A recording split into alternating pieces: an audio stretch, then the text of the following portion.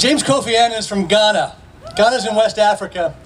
I didn't know that a couple years ago until Kevin actually told me, Jeff, go to Ghana if you want to build a new house for kids who need it, for a man who's an amazing leader. And I met my first child slave. I can't even stand saying that. It just sounds so unreal to me. But yeah, when you meet the first person who's a survivor of trafficking, it kind of rocks your world. Especially when over your first meal, I'm cutting the fish off of the whole fish, you know, with a knife and fork and making a fillet. James eats a thing like a hamburger. Head, eyeballs, brains, the whole thing. I'm freaking out. What is going on here? Anyway, he has taught me much more than how to eat a fish.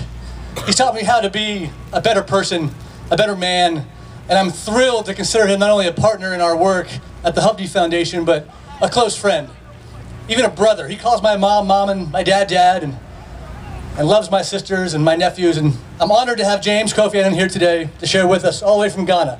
One quick more note though. Come on, James.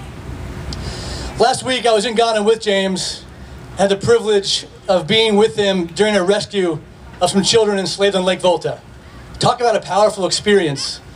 Blows your mind. I piggybacked a kid out of this little fishing village, hopped in the car and drove 10 hours to our new shelter, our first residence. And James was obviously the key man there, and I just love being part of that with you, my friend. Here's the mic. Thank you. Thank you. I wish I had a voice like those who sang to sing this song, We Shall Overcome. We shall overcome. It gives me great pleasure to be here, to be part of this amazing movement, to whip up interest and support for the fight against trafficking, slavery all over the world. The organizers have done amazing work, and I'm proud to be associated with it. Like Jeff said, just a couple of weeks ago, we met a boy who is age 7 on the lake fishing, bare-chested. And we asked him, how long have you been on the lake? And he said, since 3 a.m. And at the time we met him, it was 11 a.m. And he has not finished even half of the work he was supposed to be doing for the day.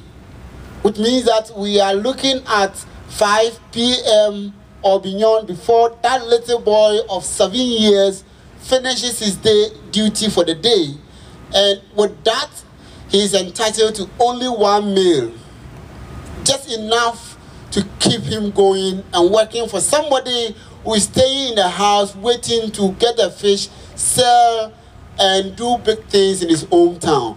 That is the kind of slavery we are fighting against. I know some of you, it may seem remote to you, but please help me to bring this canker, this slavery on Lake Volta, Ghana, to the international stage. That there are a lot of children suffering there who need to be protected, who need to be rescued. Just last week, we rescued 9 kids to this new shelter. And believe me, there are more children there to be rescued.